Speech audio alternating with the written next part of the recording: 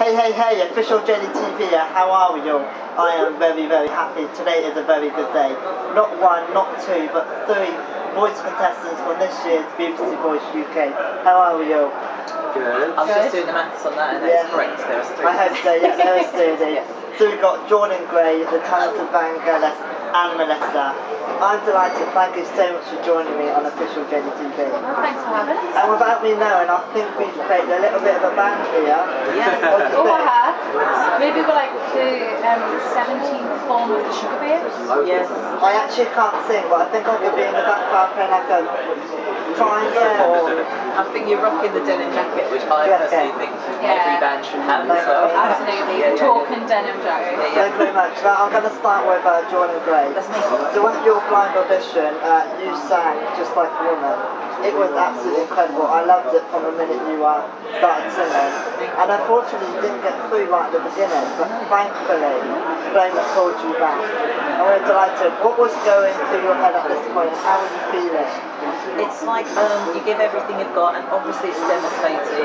And I cried all the way home on the train. Oh, no. I've not cried that much since I was about 14. I broke up with my first girlfriend. It was really sad. And then you get a call to say you're back, and it was just like going back into the family. It was really nice. Like it felt like I was never gone. Except there was a bit less pressure on me because I didn't even get a turn, you know. So just kind of like, well, just see what happens now. Okay, so it worked out quite well for you in the end. So Vangelis, you sang Do You Really Want to Hurt Me? Yes. Was that a little secret message to Boy George? I don't know, like I did always want to go with him. Hi guys. I did always want to go with him, but I just didn't know if he was going to turn or not. So I didn't expect to even get him to turn or get through to. Did you like the blind auditions? Yeah, I loved it. Well, I loved it once he turned. So I wasn't sure if you just never know if you're going to get through or not. Like, you just never know. It's all about timing, and that was my favourite. So Melissa, you've done a great blind audition. Your voice and how you looked was fantastic. What was it like stood in front of those four big coaches? Oh, petrifying. Like literally, I remember walking onto the stage, clopping in my heels because I couldn't even walk in my heels. So I don't know why I wore them. And I walked on, and when I was singing, it was kind of like I was on autopilot. Because in my head it was going through, and I was like, hang on, I'm watching the show, but I'm not watching the show because I'm there. But then I'm there, but I'm not there. But then this must be a dream. But no, it's real life because I'm touching the microphone and I'm singing, and it's all happening. It was the only thing in my life what I can describe as an out-of-body experience. It was crazy. I suppose with the judges, the live audience, the cameras, it gets a bit of pressure. It was just so surreal. It was like I just felt like I was watching it. It's so like you're playing a video game and you're like, oh, where are you gonna go next? What are you gonna do next? But it's weird that's how it worked out. Yeah, it was really weird. So we crowned Kevin Sims as our 2016 winner. As a team, how happy are you for him? Do you know what it is? What you see on TV is him, like so down to earth and so genuine and so nice, and it's like he's not big-headed, he's just so genuinely lovely, and he's really talented, and he deserves all the success. I know, from his blind audition when he sang Sia, he literally just blew everyone away, and it just got better and better. And I see why we crowned him, and I'm delighted for him. Yeah, he was so. I didn't even get to really speak to him until like the knockouts, because he was so quiet, wasn't he, as well? He was really to himself and like just paced. And I think he obviously had a knockback as well in the battles. So it's kind of, I feel like he never was up himself and thought, I'm going to get through. He never was like that. He seems like quite calm. If you said to Kevin, I'm not going to win the voice, he'd be like, oh, okay, cool. Everything's just. So Jordan, you're very creative and unique. I watch a lot of videos on YouTube, and you're really inspiring and really creative. Where do you get all this inspiration from? I'm sponsored by Red Bull. So most of it. No, I'm not. I just love it. I never know if she's joking or not. I was like, oh, when did this thing happen? I was like, when did this happen? You didn't tell us. I just think that every single show you should do it like it's the last show, not just that you ever do, but that will ever exist, like the universe is going to end. So give everything you've got, squeeze all your creative juices, and also like life is too short, so give people people deserve to be entertained. So we have to entertain, that's like our job. So give them something new. Okay. Vangelis, you worked with Boy George a lot. What was it like working with Boy George? And what was he like as a person? It was really good working with George. He's quite like, I still find him quite like intimidating, but it's a good intimidating. It's like he's not easily pleased, and he will tell you if he doesn't like something. Like he didn't like what we were doing originally with our original battle song. Okay. He wasn't sure about my knockout song, so he's very direct and honest, and I quite like that. Cause I like to be like pushed, not always told I'm great. I would like the negative sometimes. So was he everything you expected and more? Yeah, I think he was like he's really supportive as well, and just very like real, really, just really real. And it was nice to get time for him off camera as well. Like, it was really nice to just get to know him. He's completely normal, like so. Listen, why did you audition for The Voice?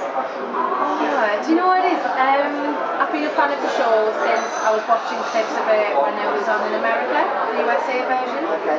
And I remember watching it, I was like, oh my god, I can't wait for that to come to the UK, I'm going to apply straight away. And then it came to the UK and I literally applied every single series. Okay. And last year I auditioned, went to the big open audition, and I didn't even get past the first round. So this year when I got further it was amazing. But what I love about The Voice is that it's not based on how you look, it's not based on what you're wearing, it's not based on anything like that. It's purely based on your vocal ability, your song choice, and the sound of your voice. That's all it's based on.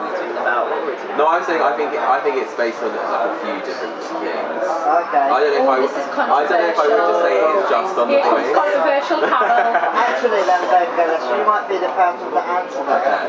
I've heard people say in the past The Voice should be a show that's done through radio.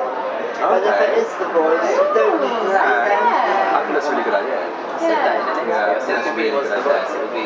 The only kind of problem with it, obviously I know we're on the show, the only problem is once they turn they can see you, so it's the only flaw within the whole thing called The Voice, because it does become more about just the voice. But then after the blind audition, they're constantly facing you. That's what I mean. Yeah. That's what I mean. So it would be good to have a radio, like, or also that they just do not see you throughout the whole process. But then I don't know how it would make for good TV or not. But then you win it, and then Boy George turns around and is like, not for me. I know. I'm going to turn back around. It is sad though, because some people don't get a turn, and then once they turn, they're like, oh, if I knew what you looked like, I would return. But that is the point of the show. And Yeah, the that point way, is The Voice. Obviously there's the controversy of me doing it. I like the idea because I'm a transgender woman, so it's like you don't see that, and then when they turn, they did see that, and then I was back, and people were like, oh, well then obviously it's just about that. Yeah. So maybe it would be better. it is tough as well, because it's well, like, you're quite like a visual performer as well, and like, I love watching you you're perform. very like visual. Yeah. Definitely. So I don't know why I said hard. visual. A vision. Yeah, it's really hard, because then the radio thing wouldn't work as well, because you might get an amazing performer, but not. Do you get what I mean? It should be about, it's tough. You know, It's a great show. It's a really great show. Well, this next question, Vangelis, I didn't really want to ask you this question. But I'll ask whatever you want. I thought I had to. You have Cody and Harry Fisher in your team. I thought they were two great singers and so unique. Yeah. I read somewhere, and whoever wrote that was really, really stupid, that you recorded the Freak Show. I totally disagree with that. What do you want to say to them people out there? I think I take that as a compliment. I think now, like, I just think I've realised that obviously I've been different all my life, and like that's what's I think taken. Basically, you know, if you're kind of big, if you've got something different, you should go with it, because that's going to make you stand out.